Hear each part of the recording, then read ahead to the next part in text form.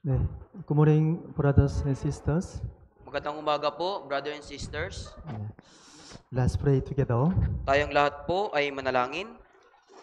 Our God, who is rich in love and grace, thank you for saving us with the precious blood of our Lord. Diyos namin na mayaman sa pag-ibig at biyaya, salamat po sa pagliligtas sa amin sa magitan ng mahalagang dugo ng Panginoon. Thank you for allowing us to dwell in the Lord after being saved. Salamat po sa pagpapahintulot sa amin na manatili sa Panginoon pagkatapos na maligtas. Also, thank you for allowing us to live under the protection and rule of Lord and live under the guidance of the Holy Spirit. At salamat din po sa pagpapahintulot sa amin na mabuhay sa ilalim ng proteksyon at pamumuno ng Panginoon at mabuhay sa ilalim ng patnubay ng Espiritu Santo. Lord, be always with us. Panginoon, pakiusap, samahan niyo po kaming palagi. And thank you for bringing us brothers and sisters together in this place. At salamat po sa pagdadala sa mga brothers and sisters na magkakasama sa lugar na ito. Please, Lord, let us gain lessons and compose through your word. Pakiusap po, Panginoon, naway magtamo kami ng mga aral at kaaliwan sa pamagitan ng iyong salita. Please let us discern and obey your good will through your word.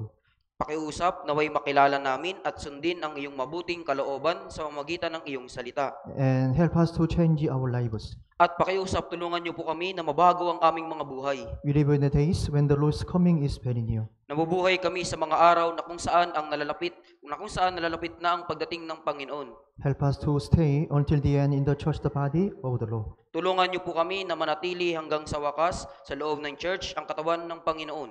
Please let us live the rest of our lives for the Lord, the gospel, and the church. Pakiusap naway mabuhay kami sa aming natitirang buhay para sa Panginoon, sa Ebanghelyo at sa church. Help us, the saved brothers and sisters, love each other and to preach the gospel of the Lord every day. Tulungan niyo po kaming mga ligtas na brothers and sisters na ibigin ng isa't isa at ipangaral ang Ebanghelyo ng Panginoon sa araw-araw. Please let us live with gentleness and lowliness. At pakiusap, mabuhay nawa kami na may kaamuan at kababaan. Please don't let us compromise with the world and sin. Pakiusap, huwag niyo po kaming hayaang makipagkasundo sa sanlibutan at sa kasalanan. We pray in the name of the Lord Jesus. Dinadalangin namin ito sa pangalan ng Panginoong Hesus. Amen. Amen. Let's open the Bible, Ecclesiastes chapter 7. Buksan po natin sa ating mga Biblia, mga ngaral o Ecclesiastes chapter 7.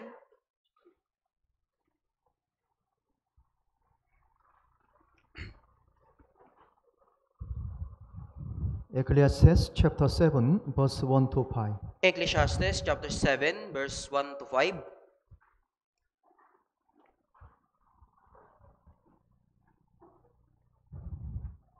Ecclesiastes chapter 7, verse 1 to 5.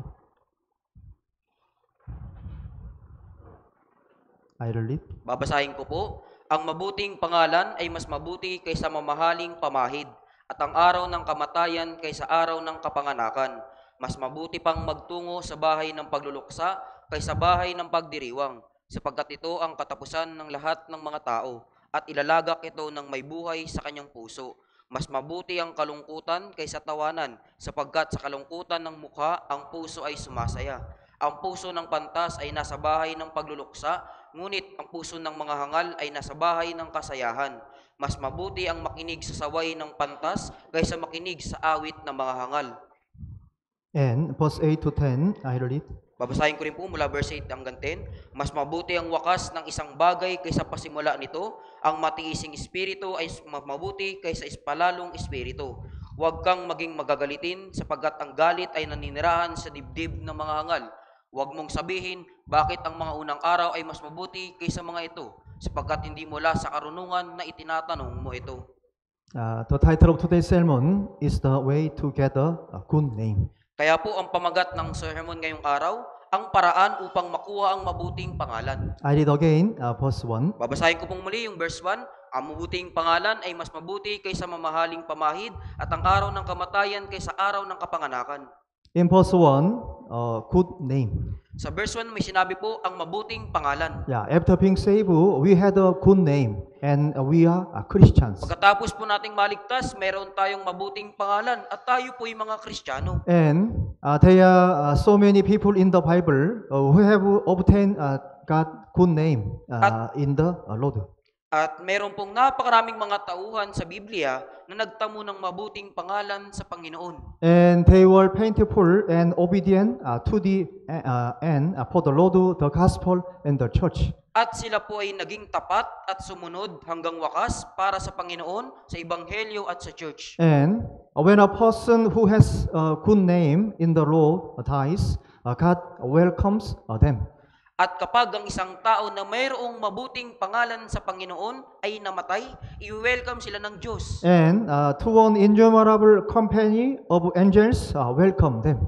At sa hindi mabilang na mga anghel po yung mag-welcome sa kanila. So, I read again, verse 1. Babasahin ko pong muli yung verse 1. Ang mabuting pangalan ay mas mabuti kaysa sa mahaling pamahid, at ang araw ng kamatayan kaysa araw ng kapanganakan. So, brothers and sisters, how can we obtain a good name? Kaya mga kapatid ko, paano po natin matatamo ang mabuting pangalan? Yeah, verse 5, I read. Babasahin ko po yung verse 5. Mas mabuti ang makinig sa saway ng pantas kaysa makinig sa awit ng mga hangal.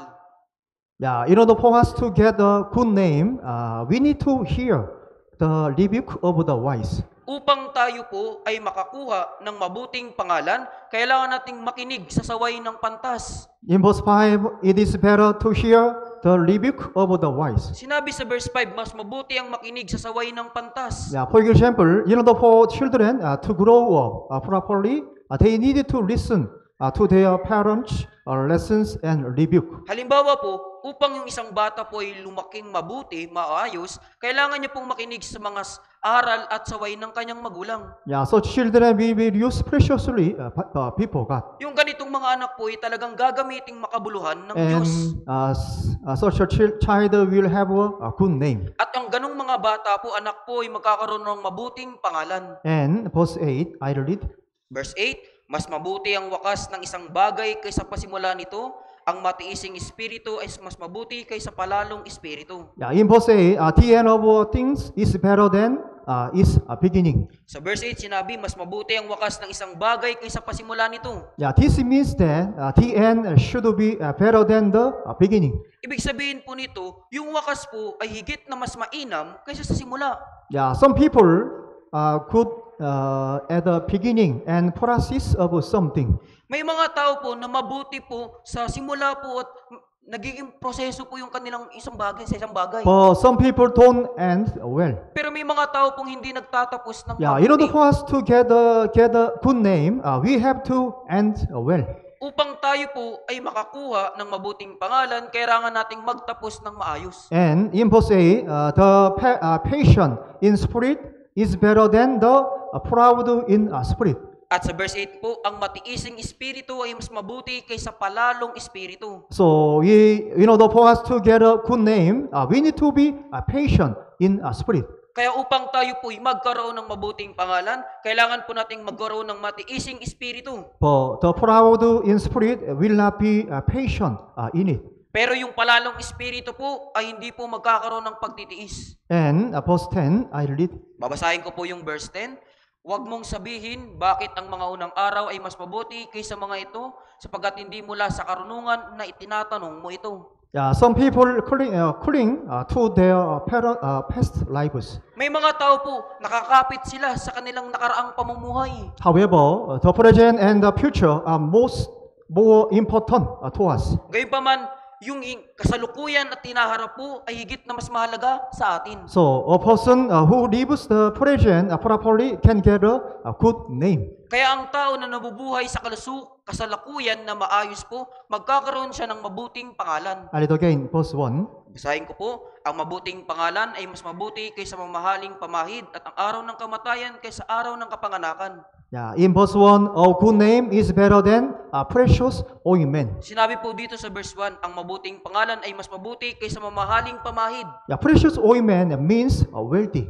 Yung pamahaling pamahid, ibig sabihin po nito, kayamanan. Some people have a lot of wealthy and honor and riches. May mga tao, meron silang napakaraming kayamanan, karangalan, at mayayaman. Yeah, but in verse 1, a good name is better than a precious ointment. Pero sinabi po sa verse 1, ang mabuting pangalan ay mas mabuti kaysa mamahaling pamahid. So, even though it looks great on the outside, it cannot be compared with a good name. Kaya kahit na kahit na mukhang maayos sa panlabas, hindi po nito may kukumpara ito sa mabuting pangalan. So in verse 1, the precious ointment is an extreme external thing. Kaya po, sa verse 1, yung mamahaling pamahid po, ito po yung pangloob na bagay. And good name is an inner thing. Yung mamahaling pamahid po, panlabas po yun, at yung mabuting pangalan ay pangloob na bagay. After being saved, it's necessary for us to be beautiful on the inside. Kaya pagkatapos maligtas, kinakailangan po para sa atin na maging maganda po yung panloob. Yeah, in Matthew chapter 11 verse 29, for I am gentle and lowly in heart. Sa Mateo chapter 11 verse 20, yan sinasabi po, sapagkat ako'y maamo at may mapagpakumbabang puso. Yeah, we need to continue to resemble the Lord after being saved. Kailangan po nating patuloy na maging katulad ng Panginoon. I read again verse 1. Basahin ko pong muli. Ang mabuting pangalan ay mas mabuti kaysa mamahaling pamahid at ang araw ng kamatayan kaysa araw ng kapanganakan. Yeah, the most good name in the world is Jesus. Ang pinakamabuting pangalan sa mundong ito ay si Jesus. Yeah, let's bookmark this chapter Markahan po natin yung chapter na ito. and Psalm chapter 8 verse 1. At sa Awit chapter 8 verse 1.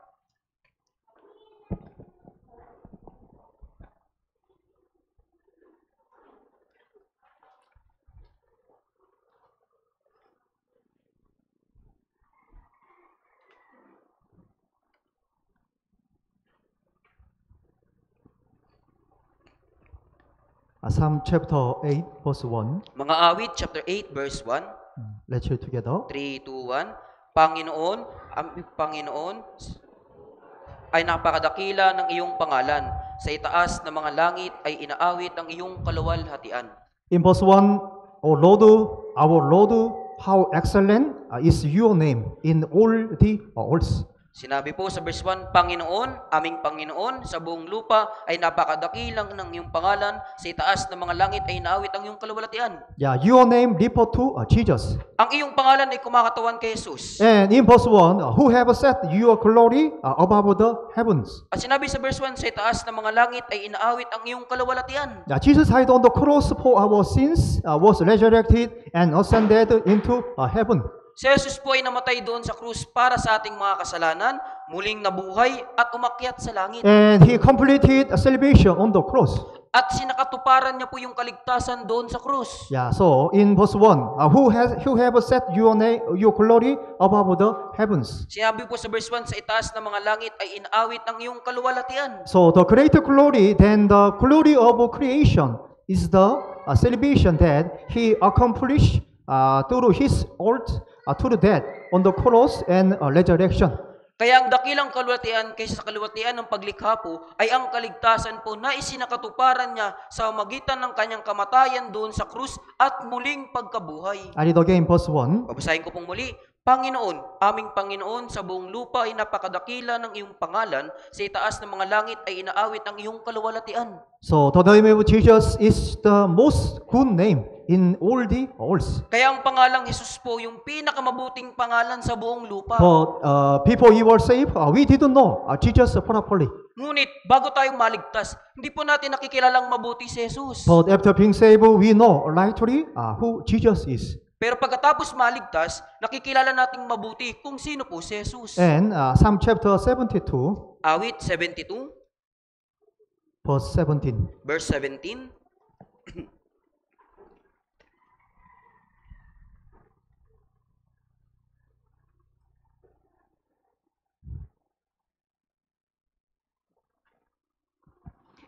Psalm chapter 72, verse 17. Mga Awit, chapter 72, verse 17. I read it. Nabasahin ko po, ang kanyang pangalan nawa ay manatili kailanman. Ang kanyang pangalan nawa ay maging bantog hanggang ang araw ay sumikat. Ang mga tao nawa ay pagpalain sa pamamagitan niya at tawagin siyang mapalad ng lahat ng mga bansa. In verse 17, the name of Jesus is eternal. Sinasabi po sa verse 17, ang pangalang Jesus po ay walang hanggan. And the Son has a tremendous influence over all over the earth. At ang araw po, meron po itong matinding impluensya po sa buong lupa. So his name has the most powerful influence over all over the earth. Kaya ang kanyang pangalan po yung pinakamapangyarihang impluensya po sa buong lupa. And in verse 17, and man shall be blessed in him all nations shall call him blessed. At sa verse 17, ang mga tao nawa ay pagpalain sa pamamagitan niya at tawagin siyang mapalad ng lahat ng mga bansa. Yeah, we were blessed forever because of Jesus. Tayo po'y pinagpala magpakailanman dahil kay Jesus. And the Lord want everyone to receive eternal blessings. At nais ng Panginoon na ang lahat po ay tumanggap ng walang hanggang pagpapala. Yeah, in 1 Timothy chapter 2, verse 4. Na nagnanais ng lahat ng tao ay maligtas at makarating sa pagkakilala ng katotohanan. I read again, verse 17. Sa verse 17, basahin ko po sa awit, ang kanyang pangalan nawa ay manatili kailanman, ang kanyang pangalan nawa ay maging bantog hanggang ang araw ay sumikat. Ang mga tao nawa ay pagpapalain sa pamamagitan niya at tawagin siyang mapalad ng lahat ng mga bansa. Yeah, the name of Jesus is the most good name in the all the earth. Ang pangalan ni Jesus po yung pinakamabuting pangalan sa buong lupa. So those who are saved through Jesus have the most good names. Kaya po, ang mga naligtas sa magitan ni Jesus ay meron pong napakagandang pangalan. Yeah, it's a Christian. Ito po ay The Kristiyano. word Christian means that I belong to Christ. Ang salitang Kristiyano, ang kahulugan po nito, ako ay kabilang kay Kristo. So after being saved, sometimes we suffer because we are Christians. Kaya pagkatapos maligtas, minsan po nagdurusa tayo dahil tayo ay Kristiyano. But in time of suffering, we need not be ashamed, but rather give glory to God. Pero sa panahon po ng kahirapan at pagdurusa, huwag tayong mahiya, kundi sa halip luwalhatiin po ang Diyos. Because through our suffering, labor, and sacrifice, precious souls can be saved and built up. Sapagkat po, sa magitan ng ating mga kahirapan, pagpapagal, sakripisyo, ang mahalagang kaluluwa po ay maliligtas at maitatatag. And in 2 Corinthians chapter 6 verse 9, as unknown and yet well known. At sa ikalawang Korinto chapter 6 verse 9, sinasabi po doon na hindi kilala, ngunit magiging kilala. Yeah, Christians are so unknown in this world. Yung mga Kristiyano po, hindi sila kilala sa mundong ito. But the Christian is well known before the Lord. Pero yung mga Kristiyano po ay kilalang kilala sa harapan ng That's Panginoon. why those who are connected with Christ have obtained the most good name. Kaya yung mga konektado kay Kristo, magtatamo sila ng mabuting pangalan. Yeah, during Jesus' public life, Jesus called 70 disciples. Sa panahon po ng pampublikong buhay ni Jesus po, tinawag niya po yung 70 mga alagad. He called 12 disciples. At tinawag niya din po yung 12 alagad. And he drew near to Peter, James, and John. At siya ay naging malapit kay Pedro, kay Santiago at Juan. Yeah, perhaps it's because they long for and follow the Lord more. Marahil sila din po ay naghahanap at sumunod sa Panginoon ng higit. And the name of the three disciples are recorded in several places in the four Gospels, and they got a better name in the Lord. At ang pangalan po ng 3 alagad na ito ay nakasulat po sa iba't ibang talata po dito sa 4 na ebanghelyo at sila po ay nagkaroon ng mas mabuting pangalan sa Panginoon. And James was the first to be martyred. At si Santiago po yung kauna-unahang naging martir. And Peter and John play a central role in the church. At si Pedro po at si Juan po yung nagkaroon ng pinakasentro ng pangunguna ng church. And there are many Christians who sacrifice for the Lord, the gospel, and the church in the early church. At napakaraming mga Kristiyano po yung nagsakripisyo para sa Panginoon, sa ebanghelyo at sa church sa naunang mga iglesia. Their names continue to be remembered as a good name in the 12 years history of the church. Yung kanilang mga pangalan po ay patuloy na inaalala po bilang isang mabuting pangalan sa 2,000 kataong kasaysayan ng church. Okay, let's find Romans chapter 16. Kaya hanapin po natin sa Roma chapter 16, Verse 3 to 4. verse 3 to 4.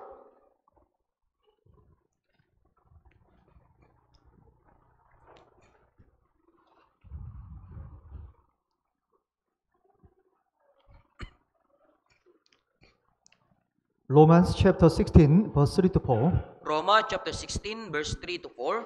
Yeah, let's read together. 3, 2, 1. Batiin ninyo si Priscilla at si Aquila na aking mga kamanggagawa kay Kristo Jesus, na ipinain ng kanilang lieg para sa aking buhay. Sa kanila'y hindi lamang ako ang nagpapasalamat, kundi pati ang lahat ng mga iglesia ng mga hintil.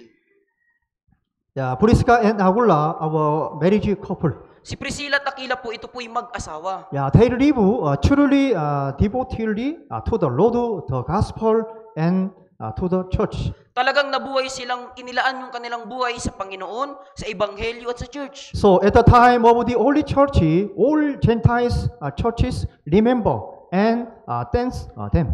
Kaya sa panahon po ng naunang iglesia po, ang lahat ng mga churches, ng mga hintil po, inaalala po nila at pinapasalamatan sila. So they got a good name in the Lord. Kaya nagkaroon po sila ng mabuting pangalan sa Panginoon. And verse 6, I read. Babasahin ko sa verse 6, batiin ninyo si Maria na lubhang maraming nagawa para sa inyo. Yeah, in verse 6, who labor much for us. Sinabi po sa verse 6 na lubhang maraming nagawa para sa inyo. And verse 12, I read. Babasahin ko rin po sa verse 12, batiin ninyo si Trifina at si Trifosa na manggagawa ng Panginoon. Batiin ninyo si Persida na minamahal na marami ang nagawa para sa Panginoon. Yeah, in verse 12, greet the beloved persons who labor much in the Lord. Sa verse 12, sinabi po, batiin ninyo si Persida na minamahal na marami ang nagawa para sa Panginoon. And 1 Corinthians chapter 16, At sa unang Korinto, chapter 16,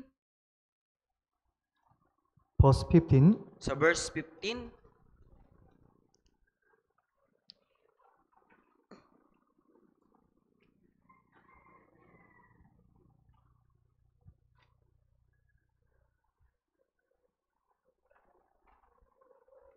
First Corinthians chapter 16, verse 15. unang Korinto, chapter 16, verse 15, Yeah, let's read it together. 3, 2, 1. Mga kapatid, ngayon ay nakikiusap ako sa inyo, nalalaman ninyo na ang sambahayan ni Estefanas ang mga unang bunga ng Akaya at kanilang itinalaga ang kanilang sarili sa paglilingkod sa mga banal. In verse 15, brethren, you know the household of Stephanas. Sinabi sa verse 15, mga kapatid, nalalaman ninyo ng sambahayan ni Estefanas. Yeah, so his whole family was saved. Yung kanyang buong sambahayan po ay naligtas. I read again, verse 15. Verse 15, mga kapatid, ngayon ay nakikiusap ako sa inyo, nalalaman ninyo ng sambahayan ni Estefanas ang mga unang bunga ng Akaya at kanilang itinalaga ang kanilang sarili sa paglilingkod sa mga banal. So Stephanas family got a good name in the Lord. Kayong sambahayan ni Estefanas po ay nagkaroon ng mabuting pangalan sa Panginoon. Yeah, in verse 18, Paul, they refresh my spirit and yours. At sinabi sa verse 18, sapagkat pinangginhawa nila ang aking espiritu at ang sa inyo. So some saints in the church refresh the heart of the Lord and other members. Kaya mayroong ilang mga banal po sa loob ng church po, yung nagpaginhawa ng puso po ng Panginoon at ng iba pang mga banal. And some saints give comfort and courage to the heart of others. At may mga banal pong nagbibigay kaaliwan at lakas ng loob sa mga puso ng iba. Yeah, but evil names are recorded in the Bible. Pero po, ang masamang pangalan po ay nakasulat sa Biblia. In Joshua chapter 7 verse 1, Sa Josue chapter 7 verse 1,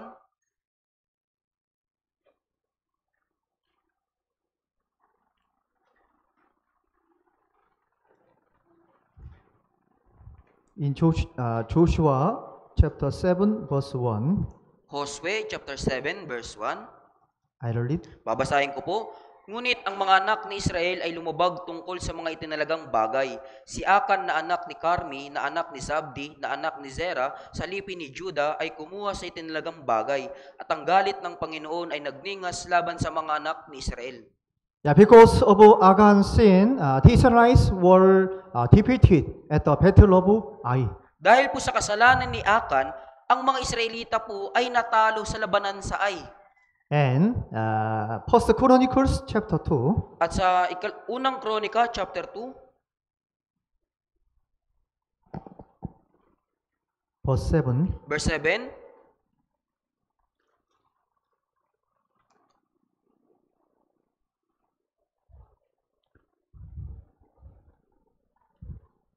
First Chronicles chapter 7 verse chapter 2 verse 7. unang Kronika chapter 2 verse 7, I read. babasahin ko po. Ang mga anak na lalaki ni Carmi ay sina Akar, ang nanggulo sa Israel na lumubag tungkol sa itinalagang bagay. Yeah. In verse 7, Achan's name was changed to Agar. Sa verse 7 po, yung pangalang Akan po ay nabago at naging Akar. Yeah, Agar means the traveler of Israel. Ibig sabihin ng Akar po, ang nanggulo sa Israel. And Judas Iscariot sold Jesus for 30 pieces of silver. At si Judas Iscariote po, ipinagbili niya si Jesus sa halagang 30 pilak. Yeah, he still remember as the lost name ever. At siya pa rin po ay naaalala dahil ito po yung pinaka malalang pangalan. And Pilate had one illegal trial. At si Pilato po mayroon siyang illegal na hukuman. Yeah, he still remember by his worst name. Siya ay patuloy pa rin naaalala dahil sa kanyang malalang pangalan. And in 2 Timothy chapter 4, the name of the person who has greatly rejected the apostle Paul is recorded.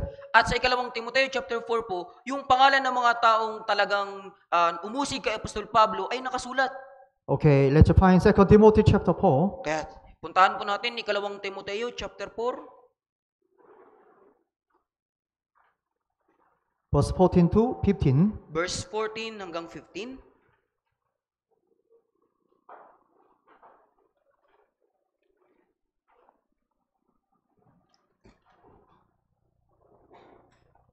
Second Timothy chapter 4, verse 14 to 15. Ikalawang Timoteo chapter 4, verse 14 hanggang 15. I'll read. Babasahin ko po, maraming ginawang kasamaan sa akin si Alejandro na panday na tanso. Gagantihan siya ng Panginoon ayon sa kanyang mga gawa. Mag-ingat ka rin sa kanya sapagkat tunay na kanyang sinalungat ang aming ipinangaral.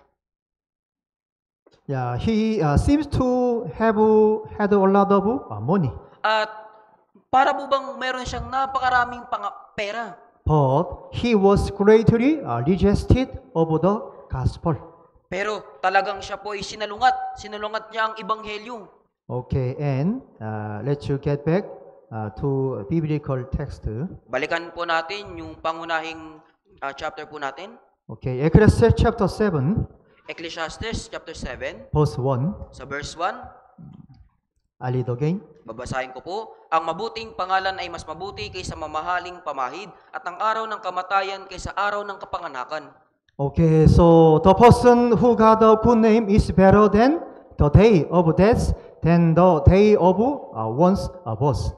Kaya ang tao na nagkaroon ng mabuting pangalan ay mas mabuti kaysa sa araw ng kamatayan, ay mas mabuti ang araw ng kamatayan kaysa araw ng kapanganakan. Yeah, because it's the day that he will enter the eternal kingdom of heaven after all the hard work of this world. Sapagkat ito yung araw na kung saan siya ay papasok sa walang hanggang kaharian ng langit pagkatapos ng lahat ng kanyang pagpapagal sa mundong ito. So in verse 1, the day of death is the most glorious day for him.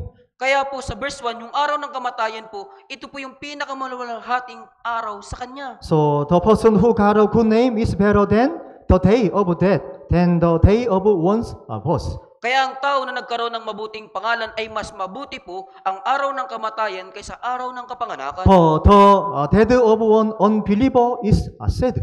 Pero ang kamatayan po ng hindi mananampalataya ay nakakalungkot. Okay, let's find Luke chapter 16. Kaya tingnan natin, Lucas chapter 16, verse 19 to 26. chapter 16, verse 19 hanggang 26.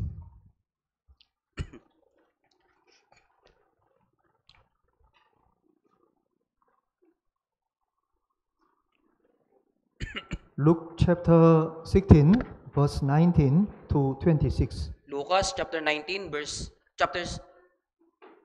verse 19 to 26. I read. Babasahin ko po. Mayroong isang taong mayaman na nagsusuot ng kulay ube at pinong lino at nagpipista araw-araw sa maraming pagkain. At sa kanyang pintuan ay nakandusay ang isang pulubi na ang pangalay Lazaro na puno ng mga sugat, na naghahangad ng makakain mula sa mga nahuhulog sa hapag ng mayaman. Maging ang mga aso ay lumalapit at iniimuran ng kanyang mga sugat. At nangyari, namatay ang pulubi at siya'y dinala ng mga anghel sa kandungan ni Abraham.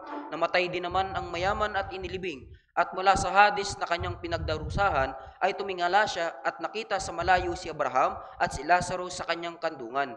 Siya'y sumigaw at sinabi, Amang Abraham, maawa ka sa akin at suguin mo si Lazaro upang itubog niya sa tubig ang dulo ng kanyang daliri at palamigin ang aking dila, sapagkat naghihirap ako sa apoy na ito.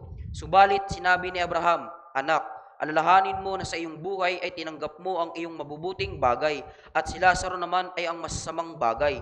Subalit ngayon ay inaaliw siya rito at ikaw ay nagdurusa. Bukod dito, may isang malaking banging inilagay sa pagitan natin upang ang mga nagnais tumawid buhat dito patungo sa inyo ay hindi maaari, at wala ring makakatawid mula riyan patungo sa amin. Yeah, in a time lived a very rich man and a beggar Lazarus. Sa isang lungsod po, mayroong isang mayamang lalaki po at mayroong isang pulubing si Lazaro. However, the name of the beggar Lazarus is recorded in the Bible, but the name of the rich man is not recorded. Gayunpaman, ang pangalan po ng pulubi, Lazaro po, ay nakasulat sa Biblia. Gayunpaman, yung pangalan po ng mayamang lalaki ay hindi nakasulat. Yeah, Lazarus the beggar is the one who got a good name.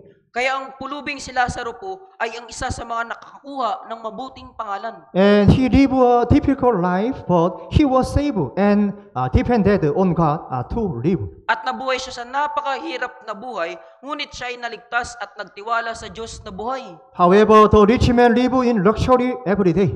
Gayunpaman, nabuhay po yung mayamang lalaki sa kanyang mayamang pamumuhay araw-araw. So the poor would have known the rich man's name. Kaya yung pulubi po ay kilalang-kilala niya po yung pangalan ng mayamang lalaki. But in the Bible, the Lord didn't remember him. Pero sa Biblia po, hindi po inalala ng pangalan ng Panginoon yung kanyang pangalan. I read verse 20 to 23. Babasahin ko po sa verse 22 hanggang 23. At nangyari, namatay ang pulubi at siya'y dinala ng mga anghel sa kandungan ni Abraham. Namatay din naman ng mayaman at inilibing. At mula sa hadis na kanyang pinagdurusahan ay tumingala siya at nakita sa malayo si Abraham at si Lazaro sa kanyang kandungan. Yeah, so the person who got a good name is better than the day of death than the day of one's birth. Kaya po ang tao na nagkaroon ng mabuting pangalan ay mas mabuti ang araw ng kamatayan kaysa sa araw ng kapanganakan. But the rich man live in luxury every day. Pero yung mayamang lalaki na buhay siya sa kanyang mayamang pamumuhay Yeah, araw-araw. after he died, he is tormented in Hades. Pero pagkatapos niyang mamatay po, siya ay nagdusa doon sa Hades. And he will never come out of eternal torment again. At hindi na po siya muling makakalabas pa doon sa wala hanggang pagdurusa. And Luke chapter 23. At sa Lucas chapter 23, verse 42 to 43. verse 42 hanggang 43,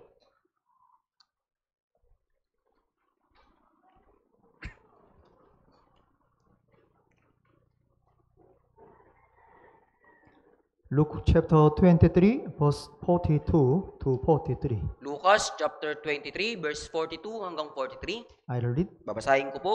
Sinabi niya, Jesus, alalahanin mo ako pagdating mo sa iyong kaharian. At sumagot siya, katotohanang sinasabi ko sa iyo, ngayon ikaw ay makakasama ko sa paraiso. The criminal who was dying beside Jesus repented on the cross. Yung kriminal po na namamatay po sa tabi ni Jesus po ay nagsisi doon sa krus. I read again verse 43. At sumagot siya, katotohanang sinasabi ko sa iyo, ngayon ikaw ay makakasama ko sa paraiso. Yeah, he was granted paradise directly by Jesus. Siya po ay nakapasok sa paraiso ng direkta sa magitan ni Jesus. So after he died, he immediately entered paradise. Kaya pagkatapos niyang mamatay, ay agad siyang pumasok sa paraiso. So the person who got a good name is better than the day of death, than the day of one's birth. Kaya ang tao na nagkaroon ng mabuting pangalan ay mas mabuti po kaysa yung araw ng kamatayan kaysa araw ng kapanganakan. Yeah, that's why God precious the death of the saints. Kaya po, sa Diyos po, mahalaga po yung kamatayan ng mga banal. Yeah, in Psalm chapter 116, verse 15. Mahalaga sa paningin ng Panginoon ang kamatayan ng kanyang mga banal. Yeah, and when a saint close death, in Psalm chapter 49, verse 15, for he shall receive me. At kapag ang banal po ay tumawid sa kamatayan po, sinasabi sa awit chapter 49 verse 15, sapagkat ako'y kanyang tatanggapin. And in Acts chapter 7, verse 56. In Acts chapter verse Sa Gawa chapter 7 verse 56, babasahin ko po, sinabi niya, tingnan ninyo, nakikita kong bukas ang mga langit at ang anak ng tao na nakatindig sa kanan ng Diyos. Yeah, in Acts chapter 7 verse 56, when Stephen was stood on death, Jesus stood up. At sa Gawa chapter 7 verse 56, nung si Esteban po ay pinagbabato hanggang mamatay, si Jesus po ay tumayo sa katabi niya. Yeah, this is report Jesus receiving Stephen. Tumatanggap po ito na si Jesus po, tinanggap niya po si Esteban. Yeah, he got a good name in the Lord, and he's with the Lord forever in heaven. Kaya nagkaroon siya ng mabuting pangalan sa Panginoon at siya ay naging kasama na ng Panginoon sa langit magpakailanman. Okay, and we are living in a time when the coming of the Lord is very near. At nabubuhay po tayo sa panahon na kung saan ang ikalawang pagdating ng Panginoon ay napakalapit na. Yeah, it's necessary for us to obtain a good name and prepare ourselves to stand before the Lord. At kinakailangan para sa atin na magtamo ng mabuting pangalan at ihanda yung ating sariling na tumayo sa harapan ng Panginoon. Okay, main chapter 7. Ecclesiastes chapter 7, Balikan natin, Ecclesiastes chapter 7, verse 5. verse 5.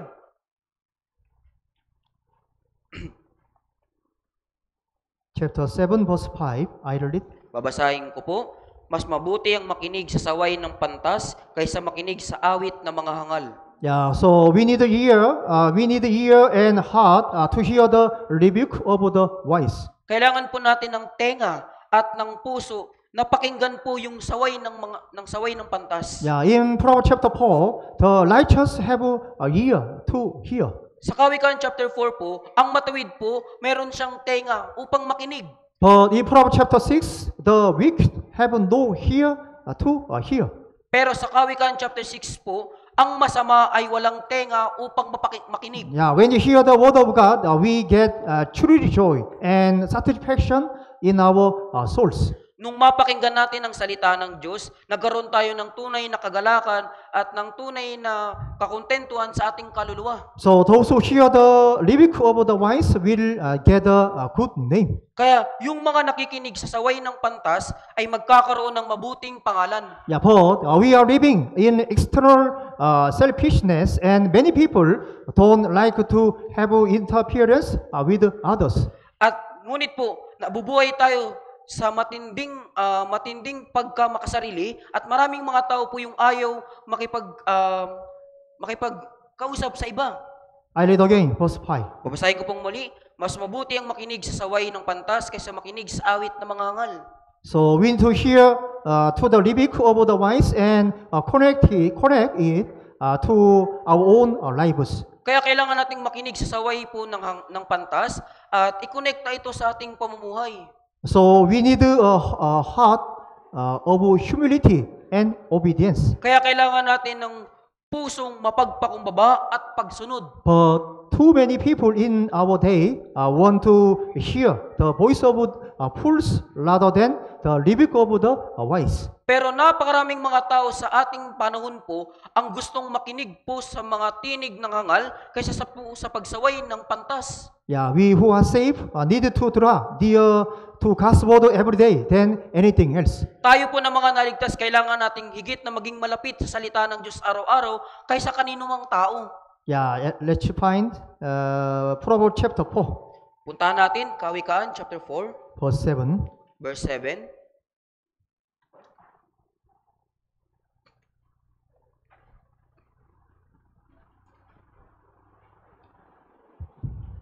Proverbs chapter 4, verse 7. Kawikaan chapter 4, verse 7.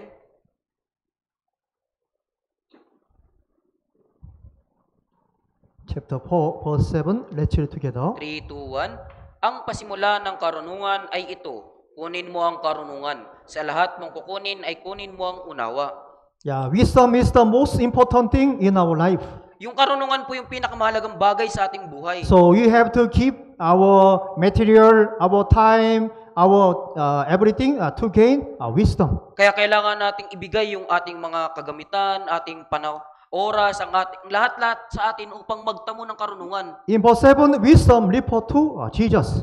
Sa verse 7 po, yung karunungan pong ito, tumutukoy ito kay Jesus. So we are saved through Jesus. Kaya naligtas tayo sa magitan ni Jesus. And you are saved through the word of the gospel. At tayo ay naligtas sa magitan ng salita ng Ebanghelyo. Yeah, in 1 Peter chapter 1, verse 23. Babasahin ko po, ipinanganak na kayong muli, hindi ng binhing nasisira, kundi ng walang kasiraan sa magitan ng buhay at nananatiling salita ng Diyos. Okay, and I read again from chapter 4, verse 7. Babasahin ko pong muli mula verse 4 hanggang 7. No, brother, only verse 7.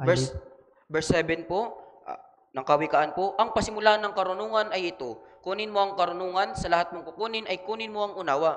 Okay, so when you gain the wisdom of the law, we can live a God-centered, gospel-centered, and church-centered life. Kapag nagtamo tayo ng karunungan ng Panginoon, mabubuhay tayo na ang sentro ay ang Diyos, yung sentro ay Ebanghelyo, at ang sentro ay church. Yeah, that's why we need to live a God-centered, gospel-centered, and church-centered life with a priority above anything else. Kaya kailangan nating mabuhay po na ang sentro ay ang Diyos, ang Ebanghelyo ay yung sentro, at yung church yung sentro, at maging priority ito sa lahat ng bagay. And when you gain the wisdom of the law, we can keep our minds.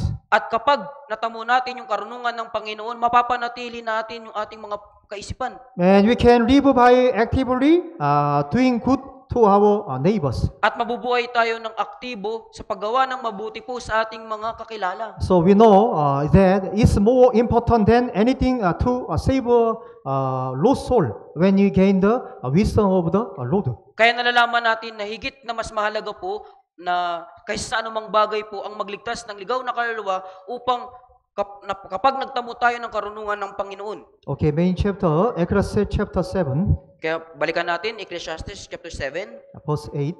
sa verse 8.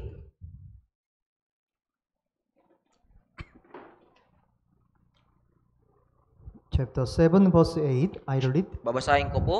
Mas mabuti ang wakas ng isang bagay kaysa pasimula nito. Ang matiising espiritu ay mas mabuti kaysa palalong espiritu.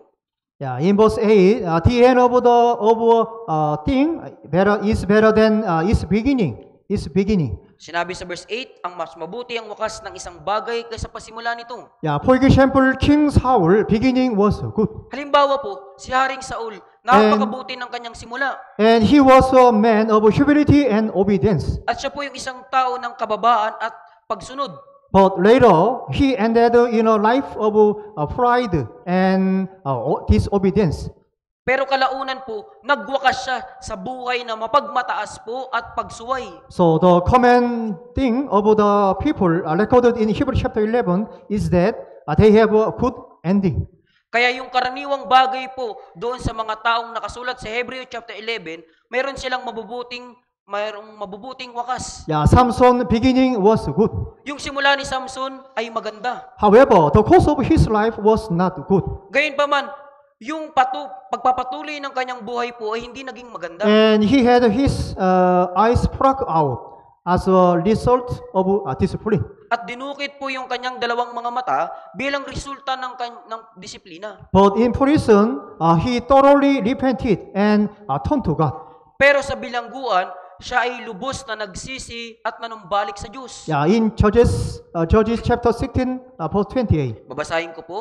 Pagkatapos ay tumawag si Samson sa Panginoon at sinabi, O Panginoong Diyos, idinadalangin ko sa iyo na alalahanin mo ako at idinadalangin ko sa iyong palakasin mo ako na minsan na lamang, O Diyos, upang may paggaganti kong minsan sa mga Pilisteo ang aking dalawang mata.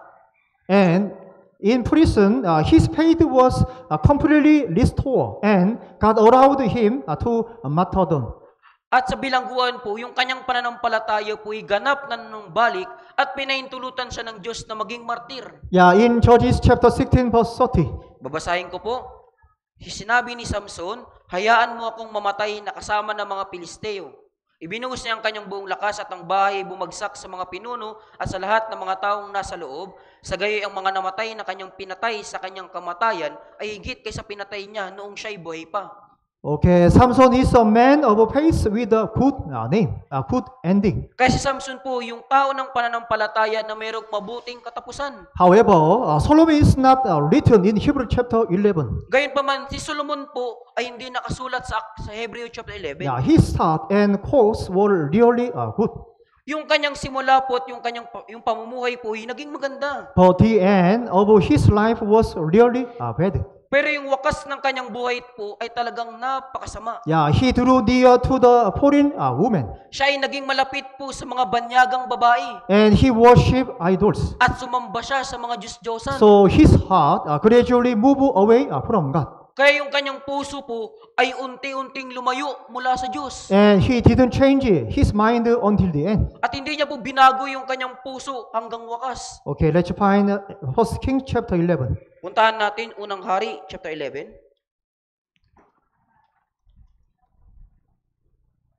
Verse 1 to 4. Verse 1 hanggang 4.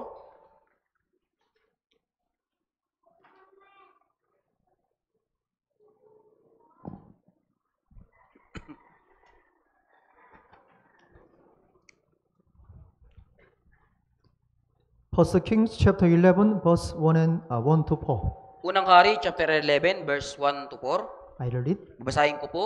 Si Haring Solomon ay umibig sa maraming babaeng banyaga, sa anak ni Paraon, sa mga babaeng Moabita, Amonita, Edomita, Sidonia at Titeo. Mula sa mga bansa na tungkol sa mga iyon ay sinabi ng Panginoon sa mga anak ni Israel, kayo'y huwag makihalubilo sa kanila at sila man ay huwag makihalubilo sa inyo, sapagkat tiyak na kanilang ililigaw ang inyong puso sa pagsunod sa kanilang mga Diyos, na humaling si Solomon sa mga ito dahil sa pag-ibig. Siya ay nagkaroon ng 700 asawa, mga prinsesa, at 300 asawang lingkod, at iniligaw ng kanyang mga asawa ang kanyang puso. Sapagkat nang si Solomon ay matanda na, iniligaw ng kanyang mga asawa ang kanyang puso sa ibang mga Diyos, at ang kanyang puso ay hindi naging lubos na tapat sa Panginoon niyang Diyos, gaya ng puso ni David na kanyang ama. In verse 3, and his wives turned away his heart. Sa verse 3 po, sinasabi po na iniligaw ng kanyang mga asawa ang kanyang puso. And verse 9 to 10, At sa verse 9 hanggang 10, I read. babasahin ko po, kaya't ang Panginoon ay nagalit kay Solomon, sapagkat ang kanyang puso ay lumayo sa Panginoon, sa Diyos ng Israel na nagpakita sa kanya ng 2 ulit, at siyang nag-utos sa kanya tungkol sa bagay na ito, na siya'y huwag sumunod sa ibang mga Diyos, ngunit hindi niya iningatan ang inuutos ng Panginoon. Okay, eventually, after Solomon died, the kingdom was divided in two as a result of discipline. At kalaunan po, pagkatapos ng kamatayan ni Solomon, yung kaharian po ng Israel ay nahati sa dalawa at naging resulta ng disiplina. Yeah, the end of his life was not good. Kaya yung wakas po ng kanyang buhay ay hindi maganda. And in 2 Timothy chapter 4, verse 10, At sa ikalawang Timoteo chapter 4 verse 10, sapagkat iniwan ako ni Demas na umibig sa libutang ito at nagtungo sa Tesalonica. Si Crescente ang nagtungo sa Galacia at si Tito ay sa Dalmacia. yeah, Demas preached the gospel together with Paul, and he was used preciously. Si Demas po ay nangaral ng ebanghelyo kasama ni Pablo at siya ay nagamit na makabuluhan.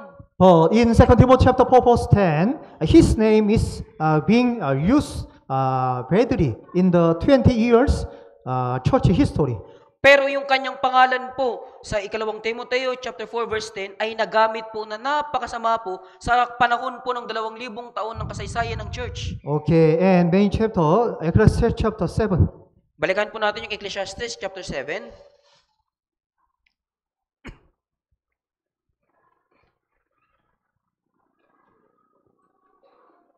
I read again verse 8. Babasahin ko po muli. Mas mabuti ang wakas ng isang bagay kaysa pasimula nito. Ang matiising espiritu ay mas mabuti kaysa palalong espiritu. Yeah, we live in the days when the Lord's coming is very near. Nabubuhay tayo sa mga araw kung saan ang pagdating ng Panginoon ay napakalapit na. Yeah, in order for us to get a good name, we have to end well. Upang tayo po ay makakuha ng mabuting pangalan, kailangan nating magtapos ng maayos. I read again verse 8 to 9. Mas mabuti ang wakas ng isang bagay kaysa pasimula nito. Ang matiising espiritu ay mas mabuti kaysa palalong espiritu. Huwag kang maging magagalitin, sapagkat ang galit ay naninirahan sa dibdib ng mga hangal. Yeah, In verse A, for the end of our faith's life to be good, we must be patient to the end. At sa verse 8 po, upang ating pananampalataya po, upang tayo po ay magwakas, ang ating pananampalataya po ay maging mabuti, kailangan po nating maging matiisin hanggang wakas. However, when we have arrogance, we talk recklessly to others. Gayunpaman, kapag tayo po ay nagiging mapagmataas na, nagsasalita na po tayong walang ingat sa iba. And we get to surrender and interfere with other people. At tayo po ay nakakakuha po ng pagsalangsang po mula sa ibang mga tao. But when our heart are humble, we can be patient to the end, and we can pray for it. Pero kapag ang ating puso po ay naging mapagpakumbaba, magagawa nating magtiis hanggang wakas at mananalangin para dito. Okay, I read again, verse 8 to 9. Babasahin ko po muli yung verse 8 to 9. Mas mabuti ang wakas ng isang bagay kaysa pasimula nito. Ang matiising espiritu ay mas mabuti kaysa palalong espiritu. Huwag kang maging magagalitin sapagkat ang galit ay naninirahan sa dibdib ng mga ngal.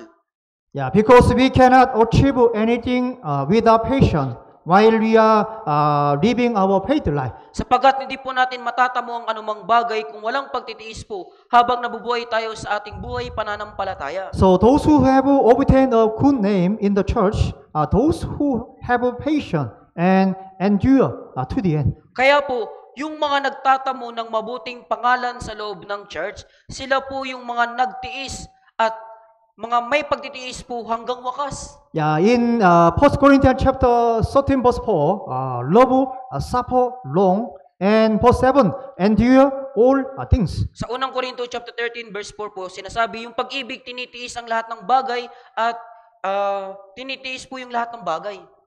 Okay, so the love of the Lord make us long suffering, enduring to the end. Yung pag-ibig ng Panginoon, ginagawa nito sa atin na magkaroon ng pagtitiis hanggang wakas. Okay, let's find James chapter 5. Kaya hanapin po natin Santiago chapter 5, Verse 7 to 11. verse 7 hanggang 11.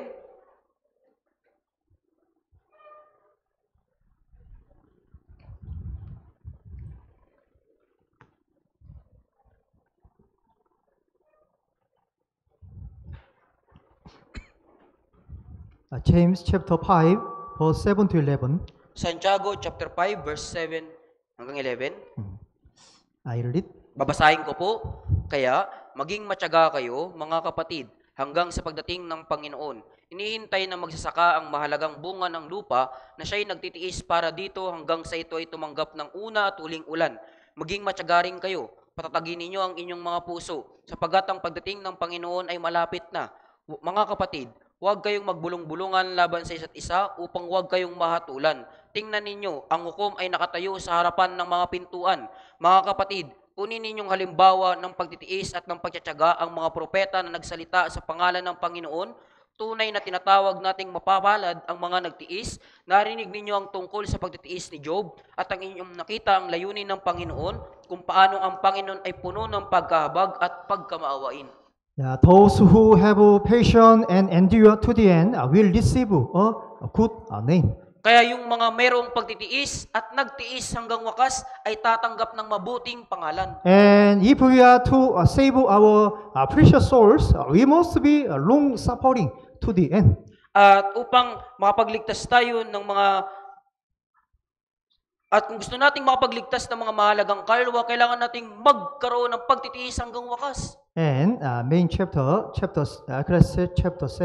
Balikan po natin yung main chapter natin, chapter 7, Verse 10. sa verse 10.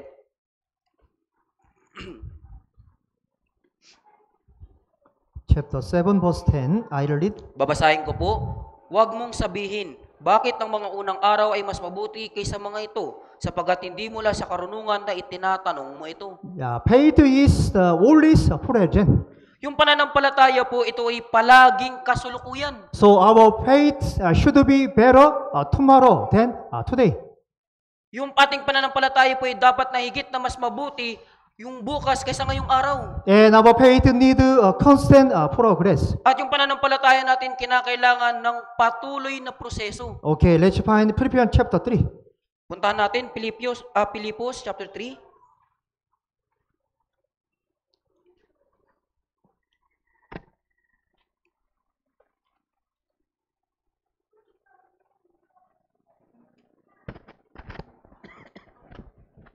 Yeah, Philippians chapter 3, verse 13 to 14. Pilipos chapter 3 verse 13 hanggang 14. I'll read verse 13 and let's read together verse 14. Babasahin ko po sa verse 13, sabay-sabay tayo sa verse 14. Mga kapatid, hindi ko pa inaaring naabot ko na, ngunit isang bagay ang ginagawa ko. Nililimot ko ang mga bagay na nasa likuran at tinutungo ang mga bagay na hinaharap. Nagpapatuloy ako tungo sa mitiin para sa gantimpala ng dakilang pagtawag ng Diyos kay Kristo Jesus. And I'll read verse 16. At babasahin ko sa verse 16, lamang panghawakan natin ang ating naabot na. Okay, our faith life need to move forward daily, steadily, and continuously. Yung ating buhay pananampalataya po ay kailangan po na pasulong araw-araw, matatag po at ito'y nagpapatuloy. So it's important for us to continue to move forward steadily, even if we move forward slowly. Kaya napakalaga para sa atin po na patuloy tayong sumulong po na may katatagan po, kahit na minsan po, kahit na ang ating pagsulong po ay mabagal. And we to live our daily lives faithfully. At kailangan nating mamuhay sa ating pang-araw-araw na buhay po na may katapatan. Because every day of us become our life. Dahil yung araw-araw na natin ay nagiging ating buhay. And because of all of our lives are connected to the eternal, so we need to live our daily lives faithfully. At ang lahat nating pamumuhay po ay konektado sa walang hanggan, kailangan nating mabuhay sa ating araw-araw na buhay na katapatan. Okay, Philippians chapter 3, verse 1. Pilipos chapter 3 verse Chapter 3, verse 1. Chapter 3 verse 1. I read it. Babasahin ko po. Kauli-ulihan mga kapatid ko, magalak kayo sa Panginoon. Ang sumulat sa inyo ng gayunding mga bagay ay hindi kalabisan sa akin, kundi para sa inyong ikaliligtas. Yeah, we are saved through the word of God. Tayo naligtas sa magitan ng salita ng Diyos. Yeah, after being saved, we live by the word of God. Pagkatapos nating maligtas, tayo nabubuhay sa salita ng Diyos. So we continue to learn the word of God. Kaya patuloy tayong natututo ng salita ng Diyos. And through the word of God, we are continuously and repentantly learning important and necessary things in our faith life. At sa magitan ng salita ng Diyos, tayo po'y patuloy at paulit-ulit na natututo ng mahalaga at kinakailangang bagay sa ating buhay pananampalataya. So in verse 1, for me to write the same things to you is not tedious, but for you it is safe. Kaya sinabi po sa verse 1, ang sumulat sa inyo ng gayunding mga bagay ay hindi kalabisan sa akin, kundi para sa inyong ikaliligtas. And let's find the 1 Peter chapter 7. At puntahan natin yung unang Pedro chapter 4.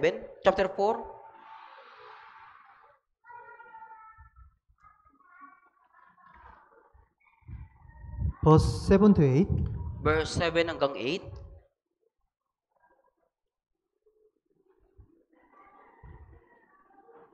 First Peter chapter 7, verse 7 to 8. Unang Pedro chapter 4 verse 7 hanggang 8. Let's read together. 3, 2, 1. Ngunit ang wakas ng lahat ng mga bagay ay malapit na. Kaya kayo'y magpakatino at magpigil sa sarili alang-alang sa inyong mga panalangin. Yeah, Higit sa lahat, magkaroon kayo ng maningas na pag-ibig sa isa't isa, sapagkat ang pag-ibig ay nagtatakip ng maraming kasalanan. We are living in a time when the coming of the Lord is very near. Nabubuhay tayo sa panahon po kung saan ang pagdating ng Panginoon ay napakalapit na. Yeah, so we need to love each other in the Lord. Kaya kailangan nating ibigay ng isa't isa sa Panginoon. Yeah, in John chapter 13, verse 34.